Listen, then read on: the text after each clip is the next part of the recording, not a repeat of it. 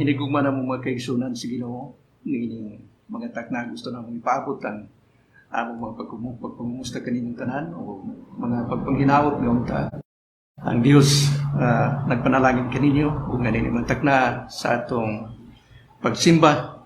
Salamat to sa bukod sa Dios nga naghatag ka magigayon alang sa pagsunod o sa participate sa atong pagsimba sa Ginoo ni mga takna. Sa dili pa ta magbasa sa mga pulong sa Dios o sa pagsugod sa atong pagpamalandong, atong idukong atong mga ulog magamputa. Kanimo balaan ug gamana ng mga Dios. Ikaw among gila nga among Dios nga may hugmaon. Dios nga nahibalo sa tanan ng mga kabalaka sa mong kasing-kasing. O Dios usab nga nakakita sa among mga pagpanginahanglan. Nini mga taknaw Dios, ikaw mong gihangyo. Nga unta, ang among mga unahonaw, ang among mga kasing-kasing. Matumong gayo diha lamang kanimo Ginoo. Nga unta, ang among mga pangandoy sa among mga kinabuhi, bisan pa man, alang sa pagtagbo sa inadlaw pagpanginahanglan sa among mga panimalay. Nga unta, Dios, ikaw magtagbo. Nini mga taknaw Dios, among basahon ang imong mga pulong gitugot unta, ang imong balang Espiritu Santo, may mando kanamo aron nga kabatun kami sa langit ng kalang ug ang mga kahibalong nga among maangkon gikan sa imong mga pulong.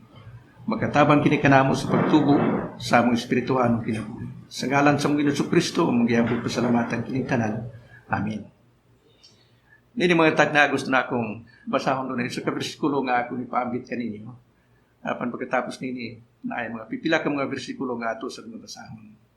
Ang unang nga bersikulo nga gusto na akong basahon nga may mga gikan ini magpadayon kita sa atong pagpamalandong. Makita nato sa Efeso Kapitulo 1, versikulo 4. Nagingon siya, ako ni basahon sa in English, nagingon siya, according as He hath chosen us in Him before the foundation of the world, that we should be holy and without blame before Him in love.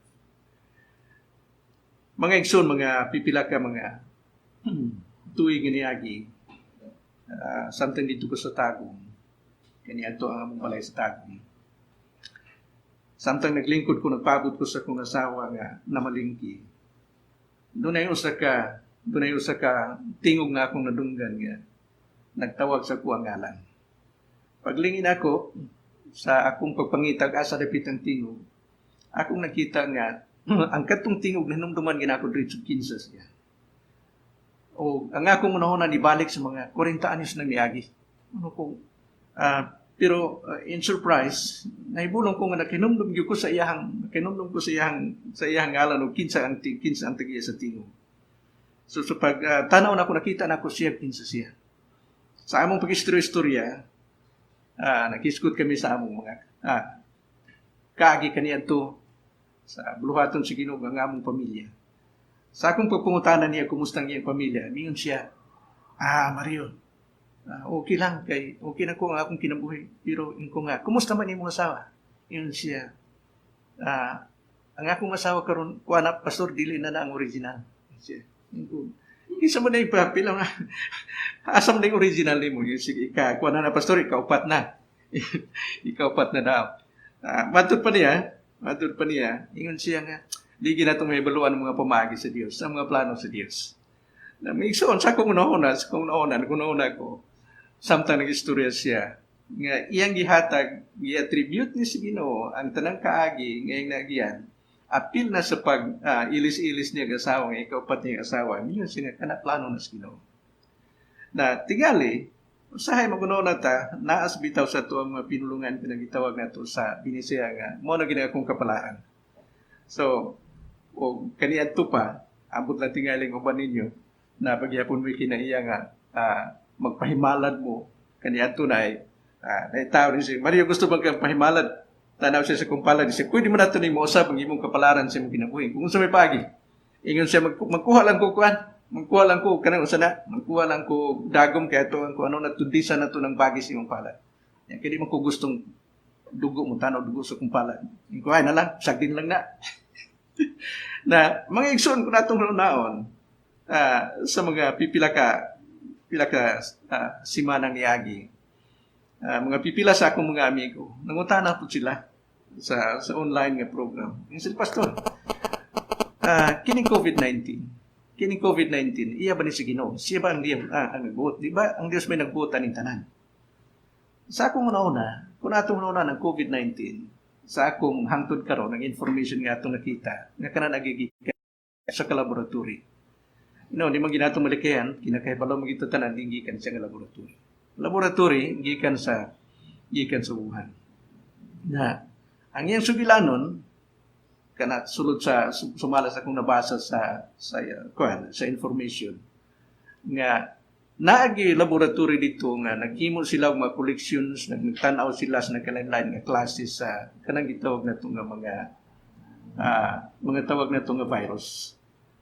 O ang kini nga virus nagagikan siya sa matud pa nila sa ilahang katapusan nila nga research o sa ilahang pagpangita gikan ng virus. Ang virus gikan sa matud pa nila gikan sa kabog.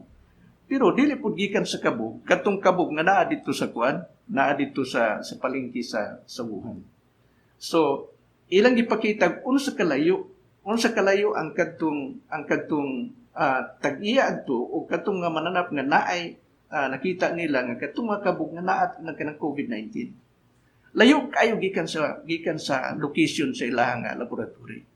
So, ang ilang conclusion, ug nahibaluan na gina nila, nga dito gyud naghimo gyud sila og mga collections sa nagkalain-lain nga klase nga virus. Hangtod nga tingali tungod kay dili kayo careful ang paagi sa pag-ilham sa ilang pag-research. Hangtod nga napiktuhan o kining napiktuhan nakapikto sa tibok nga kalibutan karon. Na kung atong naon, ang kalibutan karon doon na sila nagkalain-lain nga armas. Usa sa mga armas nga tingali hibalunatan nuclear, kanang lain kanang normal lang bala o mga missiles nga ipadala. Pero naapoy kanang gitawag nato nga armas nga for mass destruction. Ang usa niya na kanang virus.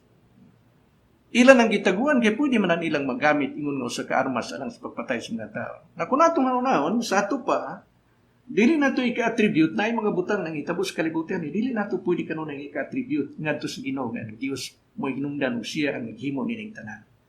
Dili buti pasabot nga ang Dios tungod kay ang Dios nakahibalo sa tanan sa ato pa siya pud ang nagmugna o siya pud ang nag-design, siya pud ang nag-maneuver hangtod nga ang kini mahitabo sama sa nahitabo karon sa atong kalibutan. Na maigsoon nga nung akong gisgutan ni tungod kay kini may kalabutan usab sa kadako kay nga doktrina, nga ang doktrina sa gitawag nato nga doktrina sa eleksyon. Kung atong ipadaplin una nga atong hunahuna may tungod sa COVID-19. Matuta may tungod sa mga sa unsay gitudlo sa balang kasulatan. Dunay mga taong naghisgot o nagtudlo sila nga ang atong kaluwasan kana giplano sa Ginoo. Kung kinsa ang maluwas o kinsa pud ang maimperno. Matut pa nila. So, kana kabubuto na sa Ginoo. Panalitan mo yun siya, di wa man siya mutuo, pastor. Wala na siya, tungkol kay wala mo na siya gipili sa Ginoo. Mao kagid na ang gitudlo sa balaang kasulatan. Na doon ay mga pipila ka mga pulong, kining mga pulong at tingali may kalambigitan, may tungod sa doktrina sa election, predestination, nga atong masgutan. Kini nga doktrina sa pagkatinuod gikan pa sa 5th hangtod sa 6th century. Ang primero nga nagpaila tingali kayo na nga doktrina mo si St. Augustine. Pagkatapos sa panahon,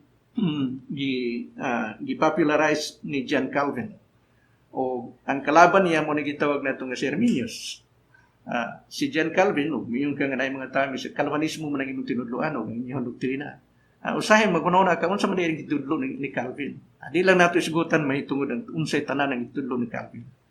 Ang mga pipila ka mga butang, kung natong mabasa sa balaang kasulatan, kung makikita ta sa mga pulong pareha sa ngayon siya nga kanang gipilit sa Ginoo, gibalaan sa Ginoo, gigahin sa Ginoo, unsa pa kanang matawag natong nga mga anak sa Dios. O sayang atong naona na, nga atong connotation manggod, kung naaga ni na mga pulong, sa ato panagisgot siya sa mga luwas. Apan, kung atong basahon ang libro sa Deuteronomy, Kapitulo 7, versikulo 7, nagingon siya. Gusto na akong atong tanawon kini mga versikulo. Miyon siya kay, ikaw usa ka katawhan nga balaan sa Ginoo, ang nga imong Dios. Ikaw ang gipili sa Ginoo, ang imong Dios gikan sa matag nasod sa kalibutan aron mahimong iyang pinalabi nga katawhan. Ay pulong din hingi nagingon siya, ikaw, mayat matud pa niya, ikaw ang katawhan nga balaan sa Ginoo. Kinsa ang gisugutan niini? Kini ang nasod sa Israel. Na kung atong katong naon nga ang nasod sa Israel sa ato pa gitawag sa Ginoo nga iyan ang pinili. Matud pa gani niya matud pa niya siya gibalaan sa Ginoo.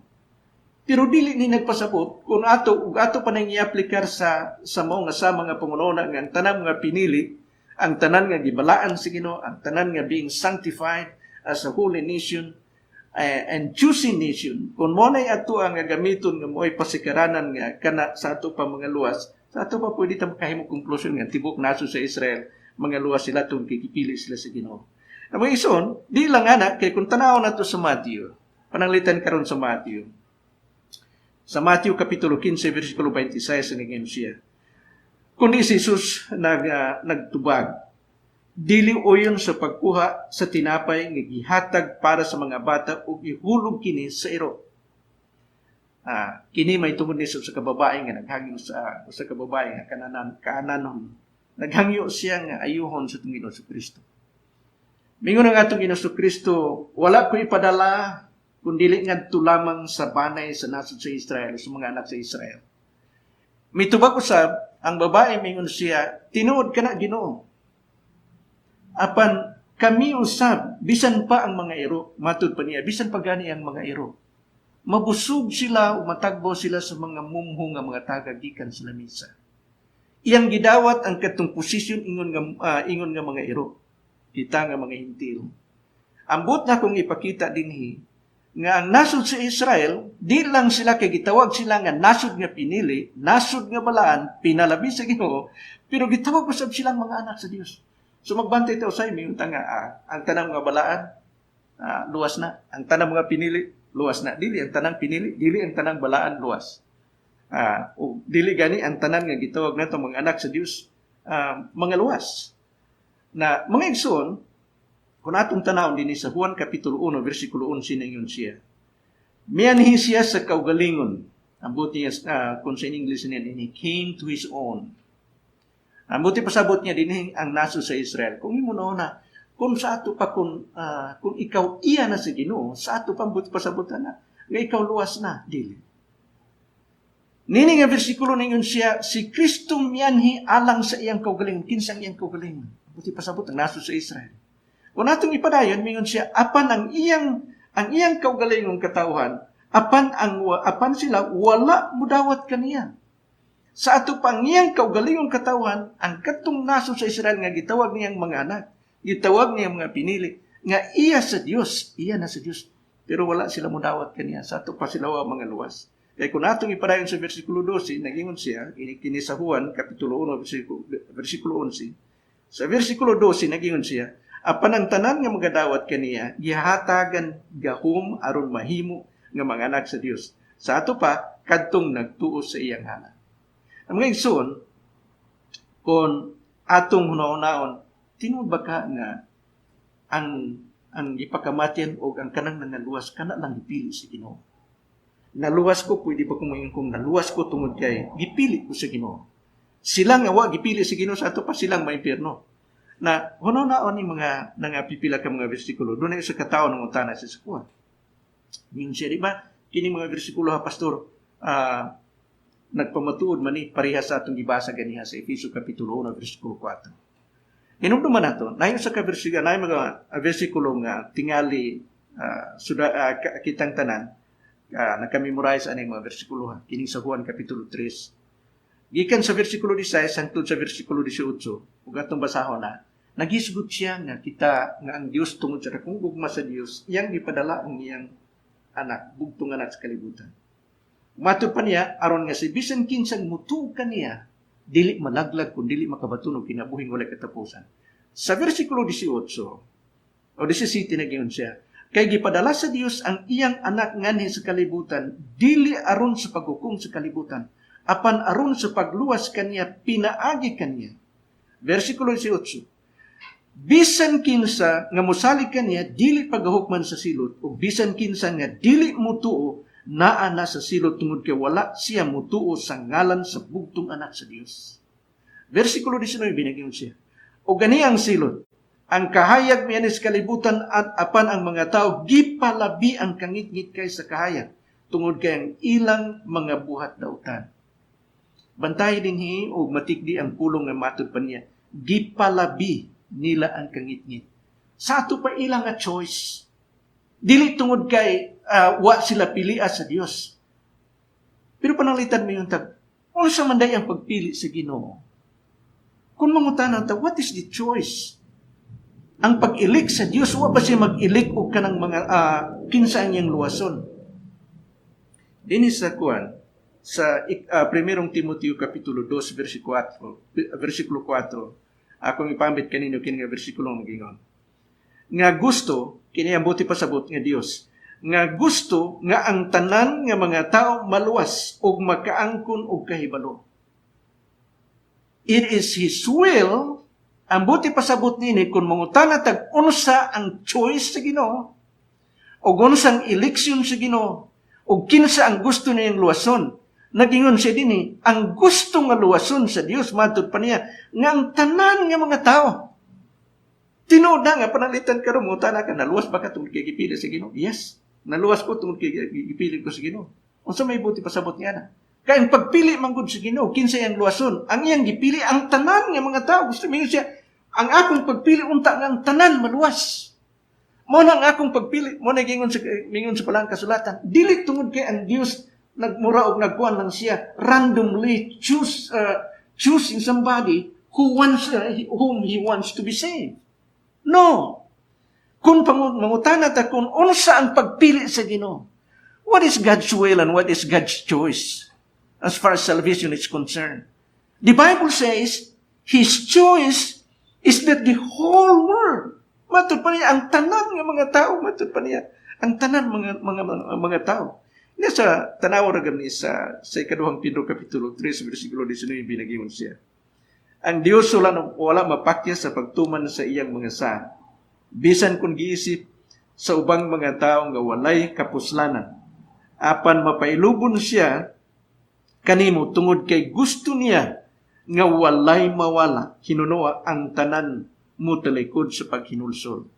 Mga igsoon, sa kung atong tanawon din sa Kapitulo 3, sa ikaduhang Pedro Kapitulo 3, naay context dinhi nga nagisgot siya may tungod sa panahon ni Noe. Gikan sa Kapitulo 2 hangtod sa Kapitulo 3, nagisgot siya may tungod sa kahimtang sa panahon ni Noe. Unsang kahimtang ni Noe na itong panahon na? Niadtong panahon na, si Noe gipahibalo sa Ginoo, matud pa sa palang kasulatan, gipahibalo siya na dunay umaabot nga lunok. Ang kadtong lunok nga hukom sa Ginoo sa tibok ng kalibutan, matud pa sa palang kasulatan, gikan sa paghatag sa pagmando sa Dios nga si Noe maghimog arka, dunay 120 anyos nga gipapanahon sa pagpanganda.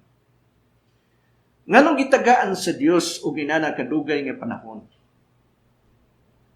Makita nato din sa balang kasulatan, matud pa niya, mao na gitawag nato ang long suffering sa Ginoo. Ang iyang pagpailob, matud pa sa balang kasulatan, ang iyang pagpailob, ang iyang pagpaabot nga unta ang tanan maghinulsod. Ano ko na ta? Saan paghinulsod kung panalitan di maging maluwas kayo man sa pilihan? Dili ba? Kung mo na ang buti pasabot ang application ni Pedro, Apostol Pedro, matud pa niya ang pagkamapailubon sa Dios nga hangtod nining panahon na karon, wala pa mobalik si Kristo aron sa paghukom sa kalibutan, aron sa paghatag sa katapusan niyang paghukom. Matud pa sa balang kasulatan kana tungod sa iyang pagkamapailubon. Unsang pagkamapailubon sa Dios? Pagpailubon niyang unta ang tanan maluwas. Iyang gipaabot nga unta ang tanan nga maluwas. Gitagaan niya sa panahon ni Noe, gitagaan niya 120 anyos ang mga tao aron sila maghinulsol. Muni pulong sa Dios. Kung pananglitan, nga kung ang atong kaluwasan nagdipindi kay kana gipili sa Ginoo. Dili ba lisod, dili kayo mag-make sense kung atong unanan. Ang Dios nagpaabot aron ko mutuo, pero ako niya tagay kagahom sa pagtuo. Di ko makahimo sa pagdawat kaniya kung wala ko niya pilia. Di ko makabaton sa akong kalawasan tungod kay wala ko niya pilia. Unsaon man ako sa pagdawat o unsaon man ako sa pagtuo, kung kana wala ko gipili sa Ginoo, kung kana tinuod pa ang mga pagtulunan may tungod sa Calvinism. Kung pananglitan karon ang nanghitabo sa kalibutan sa COVID-19, nga atong naibaluan nga kana gi-research, gipangita nila kung asa na nga klase nga virus dito sa langob, dito sa mga langob, dito sa mga lasang ilang nakita ang katong klase sa mga bats, mga kabog. Aron ilang gidala dito. Karon ilang tunan, di lang kay ilang tunan, pero nagtuo ko nga doon na sila plano nga mahimo kanang gamito nila nga armas aron sa pagpatay sa mga tao. Nagtuo ko, ug akong gituan nga kada dili nga kabubuton sa Ginoo, dili kabubuton sa Ginoo. Kana tungod sa kadautan sa kasing-kasing sa tao. Ang kadautan sa kasing-kasing sa tao, dili nato ikahatag kana nga mag-ingon ta, kana tungod kay ang tanan manggod kabubuton sa Ginoo. Mga igsoon, dehi kausang dito sa Indonesia na initabo nga usa sa mga silingan na disgrasya siya. Gikan siya nagtrabaho. Ang trabaho niya magputulog mga sagbot. Tungod kay pag-uli niya sa gabi, ang iyang asawa wala pa makaanda mo panihapon. Siya gamo at tumangita lang kukuan. Noodles sa Indonesia mo na idagan sa mga sidewalk. Bisa sa madaplin sa dalan na mga paligya o mga noodles. Pag-adto niya dito, umanyag kaon, sakay siya sa motorcycle niya, muli na siya. Gidamagan siya sa kabatanon nga nagkuan mo sila, nag-racing sila sa dalan. Sa Indonesia, sa among lugar ito, gagmay mga dalan. Nag-racing sila. Naagian siya sa motorcycle o na-drag siya, ilalom sa motorcycle, mga hapit 100 meters pagkadala niya. Usa pa nakahunong ang sakinan. Hindi pagkapatayan niya. Magunaw na ka. Itong higayon itambong ko sa funeral service, ang pastor mingon siya, mga igsoon, di nato masabtan ang mga pamaagi sa Diyos, ang kabubuton sa Diyos. Di nga isud kaya nato masabtan ang kabubuton sa Diyos. Nagunaw na po ko. Kabubuton kagi sa Diyos nga, aron manapangkan kong tawanan. Kabubuton ka sa Diyos nga katong mga batanon nga irresponsible ng mga batanon nga mag-racing sila sa dalan nga dili dapat paunta nga lugar nga mag-racing. Parehas gihapon na ako'y amigong gipatay. Grabe ang pagka-brutal nga pagkapatay. Intambong ko sa funeral. Mao gihapon ang pastor nga di ginato masabtan ang mga pamaagi sa Diyos, ang kabubuton sa Diyos. Kaya siya ang naghatag siya sa mamukuha. Naguna-una ako, unsa nga paagi sa Diyos ang pagkuha sa kinabuhi. Sa the most brutal life. Brutal way of killing somebody. Kini nga pagtulunan, usahay mo kuno tagwapo kaayo.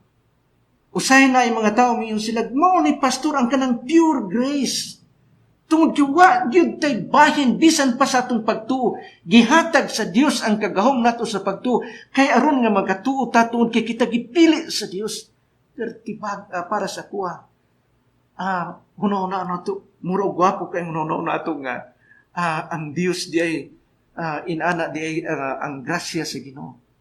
Pero kung imong hunaw-naon, where is the human responsibility? Ngano nga we have to give an account of every works that we do. Kung pananglitan, it has been designed and has been determined by God. Ngayon na ang mahitabo tungod kay kana kabubuton sa Ginoo, mauna ang gitagda sa imong kapalaran sa imong kinabuhi. No, dili. You will be held responsible of what you are doing because you have your choice. You have your choice na kay choose to believe or not to believe. Na kay choice to worship God or not to worship God. You have a choice to believe in Him or not to believe in Him. Kung gikan pa sa panahon ni Adan ug ni Eva, dunay mga tao mo na siya, Pastor, nganong nahibalo man ang Dios kay siya, He is an omniscient God. Nganong nahibalo man unta siya, nganong gibutangan man niya didto og katong kahoy kahoy sa pag-ila sa maayong dautan. Nga nahibalo man unta siya nga si Adan ug si Eva mo kaon gid sila niya. Piliyon gid nila sa pagkaon ito. Ug wa patunon sa Dios gibutang dito. Di unta ta may tabong inani. Magunaw na tanga. Ang uban ng tubagan nila kanaa maguna sa drama sa Ginoo. Mo na ang papel na ni mo na ang papel nato ang papel po ni Adan ug Eva. I do not think so. Nako magtuan. Nganong ipahimutang sa Dios ang kahoy sa pag-ila sa maayong dautan dito sa tiliwala. Out of probably thousands and millions of different kinds of fruits nga naa nga gimugna sa Dios, nga gilalang sa Dios, usa lang ang gidili sa Dios, usa lang ang gidili. Nganong ipahimutang sa Dios dito ang katong kahoy sa pag-ila sa maayong dautan. Aron nga ang tao duna siya katong ang tao gimugna siya, gilalang siya nga duna siya kaugalingong choice. He has his own free will. He has his own choice. He has to make his choice. Ang Dios mahimaya, ang Dios kun ang imong pagsimba, ang imong paghigugma kaniya, ang imong pagpangalagad kaniya, dili tungod kay wala kay choice. Makapahimuot ug maka-glorify alang sa Ginoo kung ang imong paghigugma kaniya, ang imong pagpangalagad kaniya tungod sa imong kaugalingong choice is not because you don't have any choice. Mga igsoon, sa Balaan Kasulatan, sa Roma Kapitulo 10, versikulo 21, gikan sa versikulo 20, si Apostol Pablo nagingon siya. But Isaiah is very bold and said, I was found of them that sought me not.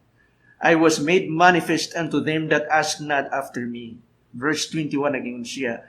But to Israel, he said, all day long I stretch forth my hands unto a disobedient and gainsaying people. Matupad niya samtang si Kristo, akong mapamalandong po ni, kung sa atong tanawon kini, ang gingon ni Apostol Pablo, gi-quote niya si Isaiah. Mingon ang Dios, all day long I stretch out my hands. Unsa may buti pasabot niya na, mingon siya, iyang parehas ba siya nagtawag, mingon siya, dali mo, dali. Ari mo. Dali, come unto me and come unto me. All day long. It's a human language. Matug pa sa Balang Kasulatan, sa tibok nga adlaw ako kamong gitawag. Ngunta mubalik kamo kanako. All day long. Kung tinuod pa nga ang tanan nga nangaluwas, sila nangaluwas itong kigipili lang sa Ginoo, kanak pagbuot sa Ginoo. Unsa may buti pasabot, nga nung gitawag man niya, nga di man sila manood. Dili ba? Nga nung he stretch out, why did he stretch out his hands all day long? Knowing that these people will not believe because they were not given the power and the ability to believe. No. Because you and I have a choice to believe Him or not to believe. Ngayon sa versikulo nga kinitingali, will nun kayo. Gusto na ako nga atong basahon kini. Sa Josue Kapitulo 24, versikulo 15, nagingon siya. Josue Kapitulo 24, versikulo 15, nagingon siya. Apan kung ginuha nimo, nga dili maayo ang pagsimba sa Ginoo, magpili karon kung kinsa ang imong simbahon. Ang Dios nga gisimba sa imong mga ginikanan tabuk sa Euphrates, o ang Dios sa mga Amorihanon nga gipuy-an ninyo nga nimo nga yuta, apan ako gang akong panimalay, magsimba kami sa Diyos, sa Ginoo. Mingon si now you make your choice. Choose unto you. Matud pa niya, make your choice. You want to worship God? Matud pa niya, you want to worship God or not to worship Him? Musimba ba ka sa Dios nga mo'y nagdala ka nato gikan sa Ehipto ug dili? Musimba ba ka sa mga Dios sa mga Amorihanon o musimba ba ka sa mga Dios kanang Dios karon sa yuta dinhi nga yuta? Imo na nga pagpili. Mao na ang gisulti sa Balang Kasulatan. Gusto na akong tapuson ang atong pagpamalandong sa gingon sa atong Ginoong Kristo samtang naglantaw siya dito sa bukid, samtang naglantaw siya sa Jerusalem. Dito sa bukid, ang atong Ginoong Kristo naglantaw dito sa Jerusalem. Kung yan ang versikulo hamatot pa nila, it was the lamentation of Christ. Samtang naglantaw siya dito sa Jerusalem, sa siyudad sa Jerusalem, ibabaw sa bukid. Nagingon ang atong Hesus Kristo, O Jerusalem, O Jerusalem, how many times I have gathered you as a hen gathered his chick under his wings. Matod pa niya, O Jerusalem, Jerusalem, sa makadaghan, ako kamong gitapok ilalom sa akong mga pako sama sa usa kahimungaan nga nagpahimutan sa iyang mga anak ilalom sa iyang mga piso ilalom sa iyang mga pako. Sa makadaghan ako kamong gipahimutan ilalom sa akong mga pako, apan ang inyong balos mao man ang pagpatay sa akong mga sinugo. Inyong gipatay ang akong mga alagad, ang akong mga propeta, hangtod ang mga apostolis, ug hangtod pa nga atong Hesus Kristo. Why would God lament? Why would Jesus Christ would lament upon Jerusalem, knowing that these people, those people, even if they were being chosen as a nation, but He had not chosen them to be saved. Kung tinuod pa ang doktrina, ang mga luwas lang mo'y maluwas. Ang butang pasabot, ang kadto nang dipili mo'y maluwas. Dili. It is your responsibility and my responsibility to believe Him. It is your choice and my choice. Ang tao mo adto dito sa inferno, dili siya makaingon, Ginoo, nganong niamang ko sa inferno, kaya umang kukunin mo pili, Ginoo, no, dili. The Bible says, because you believe Him not. Gihimo sa Dios ang tanan nga mahimo. Pinaagi sa iyang pagpadala sa iyang kaugalingong bugtong anak dito sa ibabaw sa krus. Ang atong Ginoo Kristo, ang Dios, ang ikaduhang persona sa Dios, nagpakatao siya, nagpaubos siya sa iyang kaugalingon. Nagpakatao siya. Dili lang kasi nagpakatao, apan nagpaubos sa iyang kaugalingon hangtod sa pagpakamatay, ingon nga usa, ka-criminal. The most shameful kind of death. Mao ni gipakamatian sa atong Ginoo Kristo. Aron nga ang tanan nga mutuo kaniya dili malaglag o kinabuhi. Ang choice sa Dios, ang choice sa Ginoo ng tanan maluwas.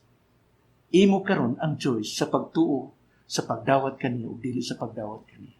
Imo karon ang choice ug imo karon ang imong responsibility. You want to serve Him or not to serve Him? You want to live a pleasing life or not to please Him? Not to please Him. God has given you the Holy Spirit within you. Kung ikaw nahimo na nga magtutuo, God has chosen us, has given us the Holy Spirit within us, that the Holy Spirit will give you the ability and the strength to follow sa pagsunod sa iyang kabubuton o sa paghimo sa iyahang pagmando alang kanato. But you have to make your choice. You have to make that choice. If it is God's choice, ang choice sa Ginoo ang tanan maluwas. Mao na ang pagpili sa Ginoo.